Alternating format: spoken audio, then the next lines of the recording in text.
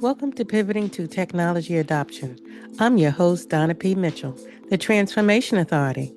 Every week, I sit down with executives, strategists, and innovators to tackle the one problem no one's solving: why 70% of technology transformations fail. Let's pivot.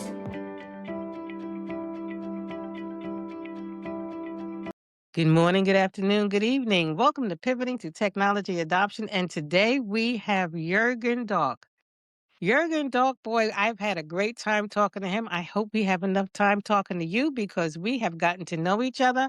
And I'm really excited to introduce you to an industry veteran over 25 years of senior leadership experience, certified NLP master and coach, design thinking coach, Safe Six, and implementation consultant, and a university background in microelectronics. Jürgen is the author of the best-selling book, The Leadership Operating System, a playbook for aligning teams, accelerating growth, and dominating markets. Jürgen is focused on helping organizations on their transformation journey, acting as a mentor, advisor, and board member. So now let me tell you what's really going on here, because I'm not going to just go off what I have. I've gotten to know Jürgen. He's very humble. He's got a lot of experience, more than what I realized in the beginning. But the more I kept checking on him, he has worked at Oracle. He has been at some of the biggest companies. And I'm going to stop talking and let you finish telling us what you've been doing before we go into what's happening now and in the future. And Jürgen, say hello to your audience and ours and give us some more insight, because I saw some big name companies here that I don't see in that bio. And I'd like them to know who you really are in regards to your experience, your titles, and what you're doing over there in Europe. You got a lot of territory over there. Tell us about it. Well, thanks, Donna, and really appreciate to be on your show. Really great. And we had already a great discussion and I got to know you better personally prior to the show. So yeah, really my background. So I studied microelectronics. So because as a kid, I wanted to become an inventor, right? Mm-hmm. And I'm a techie at heart. So I thought, yeah, well, this is probably the closest I could get to becoming an inventor. And then, I ended up working in tech, got experience to experience sales, marketing, service positions, and then moved into leadership. And I worked for some really cool and great companies. You mentioned Oracle already. I mean, amazing technology and great people there. Worked for OpenText. I mean, really super cool company, growing fast. Worked Mm-hmm. for other international companies. And I learned a lot. I really have to say I learned a lot about technology as well as people and management. And, you know, over the last few years, I got more and more into, I saw things not working over and over again. You know, organizations that had great people, that had, in theory, great technology, but something wasn't right. So things were not moving, things were difficult. And, I remember one challenge I got at a previous company was they just acquired three different companies, right? Mm-hmm. And my job was to kind of integrate them or to make one business out of that, right? And everybody was talking about processes and structures and what have you to be implemented. And I Go really ahead. felt sorry at that moment because nobody talked about the people. You know, yeah, three different companies Mm-hmm. and they all had pieces of technology, but nobody talked about the people. They had great talent and the people were scared, right? Their companies were acquired. They didn't know what comes next. Will I lose my job? And for those who are not afraid to lose their job, they were scared that they would lose their identity, the identity of the company they were working for. So, yeah, I got more and more passionate about, how do we transform right? How do we empower people and Mm-hmm. build organizations around people instead of pushing people into kind of a structure that doesn't really work? So when you talk about the structures and you talk about the people, it seemed like to me when we were talking earlier that we're in the same space. We care about the people, but you do look at the operating systems and the structure a little bit differently and how it impacts the people and how that happens. So when you're working with companies, what comes first in regards to getting the success rate up when you're really advising companies? I think the most important starting point is, do you have a vision, a purpose for the company? Hmm. And, I know they all have vision statements. They are more marketing made, right? But why does the company exist beyond just revenues and profit? I mean, is there any reason for the company to exist other than just Hmm. money? Is there anything to fulfill? And if you don't have that, it's very difficult to motivate people, to go beyond just earning money and doing their job. So I think, from my experience, getting that portion right is probably the most fundamental and most important first step. And from then on, you can see, how do we best fulfill on that vision? How do we move towards that purpose? But if you don't have any, right, it's really tough to move somewhere. I found while I was reading up on you that you had mentioned you cannot AI your way out of a broken operating model. Tell us a little bit more about that. When was that experience and how did they get out of it? Did they ever make it? Well, I've seen different examples. So I saw one company, quite a large manufacturing company, right? And Hmm. they felt the need to implement AI because their owners, shareholders in other companies, private equity, were pushing to roll out AI to in the hopes to, drive efficiency. What I'm seeing a lot is, an AI is selected for the whole company, rolled out by global IT, and not much is changing. And on the other hand, I take it with, I found it great what Jensen Huang, the CEO of NVIDIA, said. He said, CEOs who just think about, you know, getting rid of people with AI, they completely lost their imagination. And I think he's right. If you think you've great people in your org, right? And you add better tools, better technology. I mean, it's amazing what they can build. That is very, very true. So it's really, if you understand that the power of your organization is the people, right? And you start to trust your people more, then you can tap into the great experience and knowledge that the people have. And then you don't have to figure it out all yourself. They can contribute. And, I mentioned the situation where I had to integrate three companies, right? When I first spoke to, I tried to speak to almost everybody in those three Hmm. organizations, right? Either one-on-one or in smaller groups. And I tried to create a safe environment where they can speak Communication up. is always key. But I was amazed what level of knowledge, experience, and passion those people had, right? So instead of just saying, okay, this is how we're going to do it, I gave the challenge to them and asked them, if it was you, how would the ideal company, what would that look like? Knowing what great talent we have. What's your take? If it was your company, if it was your challenge, right? Come up with something. And they had great ideas. Can I ask you something? Because I really wanted to ask you this earlier, and we ran out of time and really needed to start doing the podcast instead of visiting and getting to know each other. And that was really important. I'm so glad to meet you. But you have had 25 years in the trenches, high level with leadership.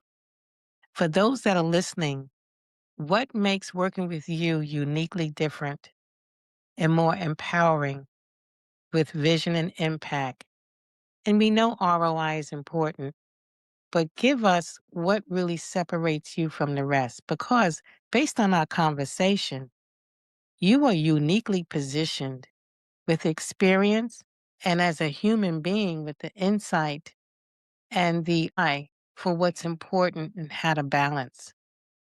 We both think that is what's missing in today's world, in the marketplace, let's say. Whether you're a sole proprietorship, mid business, corporate, or scaling, or a founder, can you give some insight for those that are listening?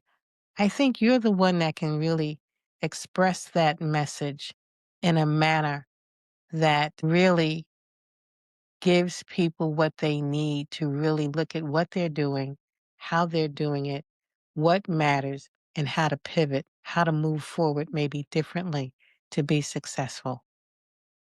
Can you help Yeah, us with that? yeah, I think a good starting point on that is really if you start thinking about profit and revenue as an outcome of great people doing great stuff. So if you just for a moment put aside revenue and profit and then like lead from your heart and from basic human understanding, what I'm seeing is many things are far too complicated, and those are just to control and try to steer, which makes everything very slow. You're losing all the fun and passion.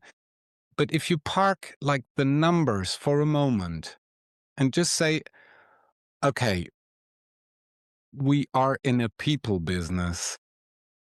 So we have great people and we have great customers. So what would make this a success, right? So I'm a strong believer, great people, both internally and on the customer side, make up a good business. If your people are happy, right, they are probably doing a good job. Hmm. So they would try to make their customers happy.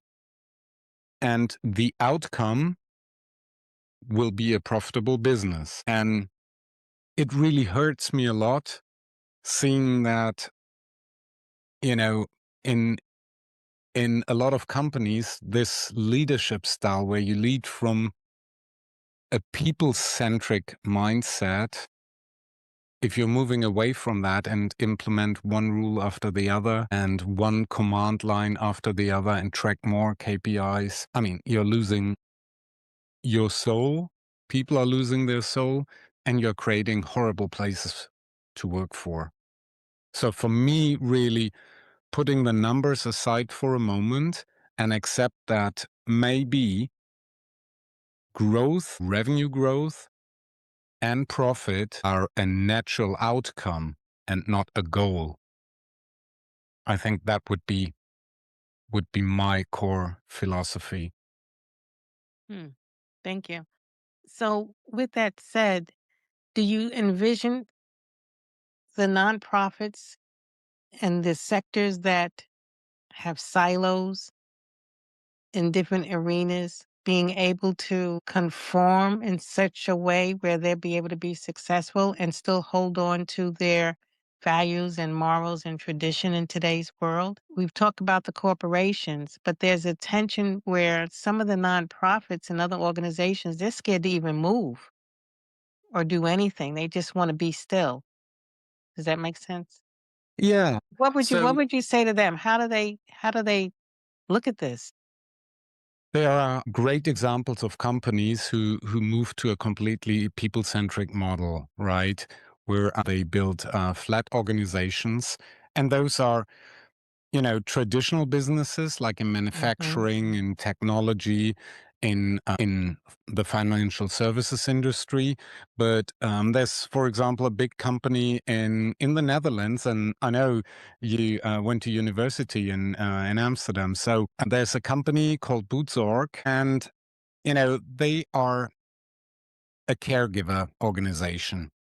Yeah. Their founder, he was a nurse as well, but he wanted to build a company that was different, that was centered around people and that didn't have any management in between, right? And he started that a few years back. The company is now close to 12,000 people big.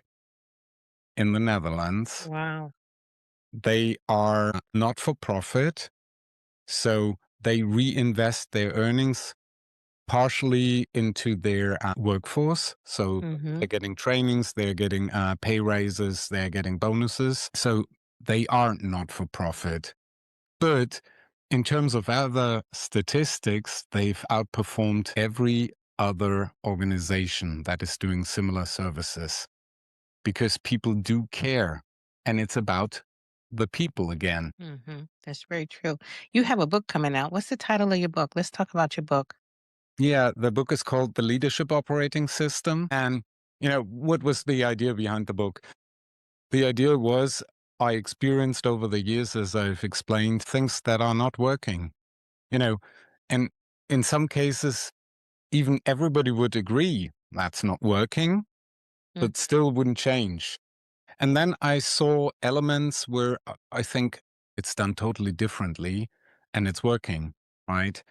So I started to take notes about that, partially out of frustration, but then also out of curiosity, right?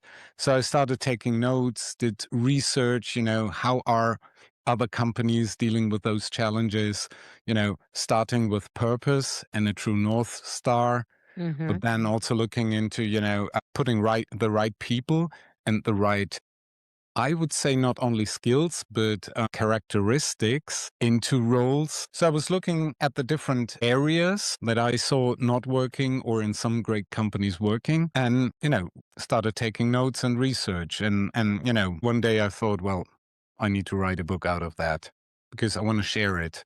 And so it was a journey for me to reflect on that. And yeah, I hope it can help What leaders Yeah, to what are they think gonna what about are yeah, how what are they they gonna lead. get? Yeah, what are they really gonna get? Like that let's say they buy the book, my listeners go then go ahead and they buy the book. What's the main 3 elements they're gonna gain from that book? What's gonna help them so they hear it from you now?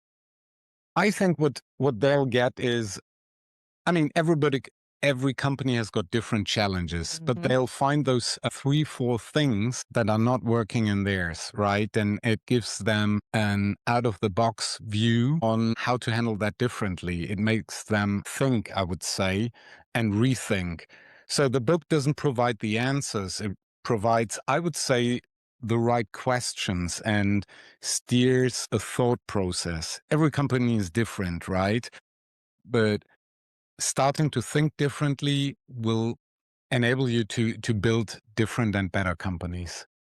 Yeah, okay. I start with the basics. So a powerful foundation for the company Okay. consisting of a diverse leadership team that is really self-reflected and able to question things. And Okay. then really working on a true vision, a vision and a mission for the company and how you best, start getting there.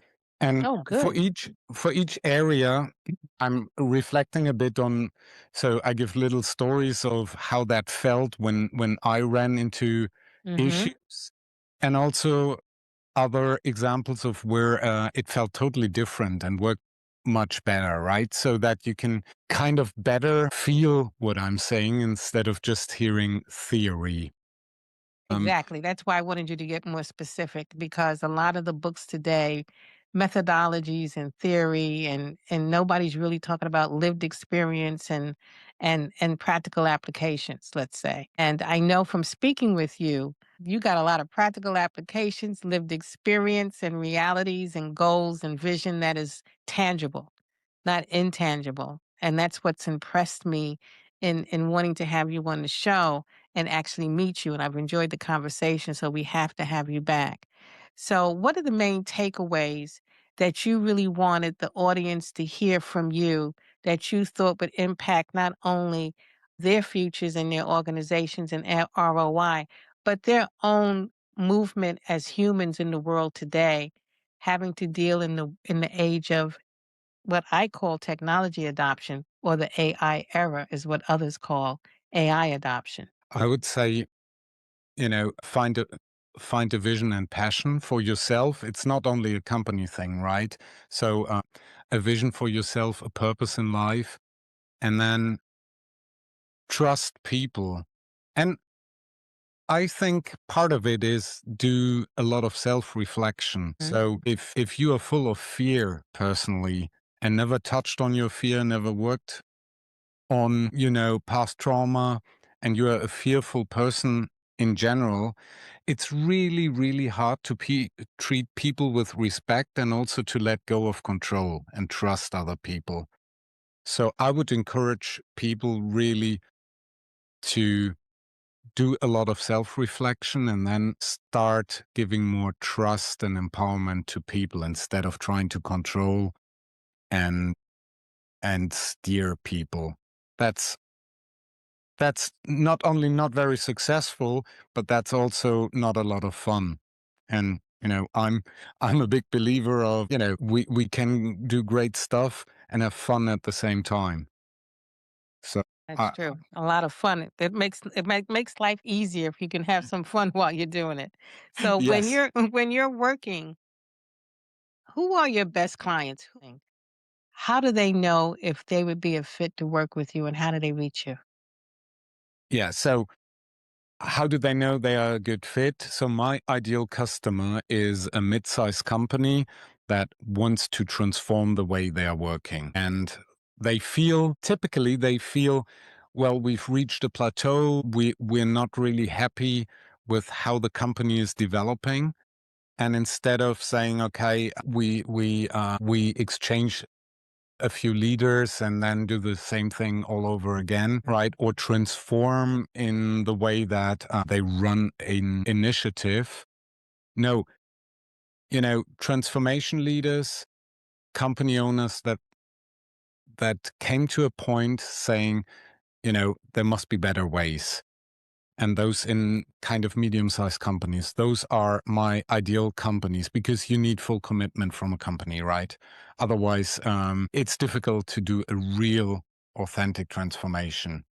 Now, how can they find me? Two ways is one is, reach out to me on LinkedIn and you'll find probably the link in the comments of the show. And the other is I've got a book webpage. You can find that under the leadership-os.com. So that's the leadership-os.com. Yeah.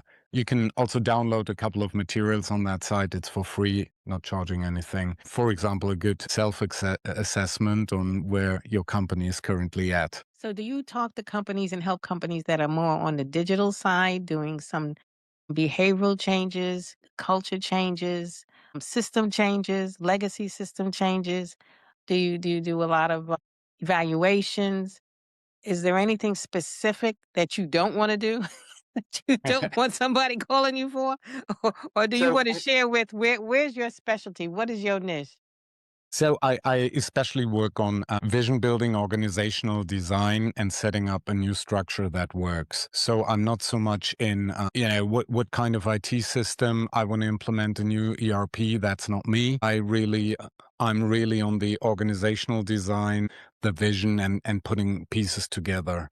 I can advise on, what kind of leaders do we want and how do we select them? I've done that a lot. So I don't look at just past experience, but I look at personality traits to understand, is that person good fit for the company and the role? But it's a lot about developing people and an organization towards a better future. And with the better future, this is my last question.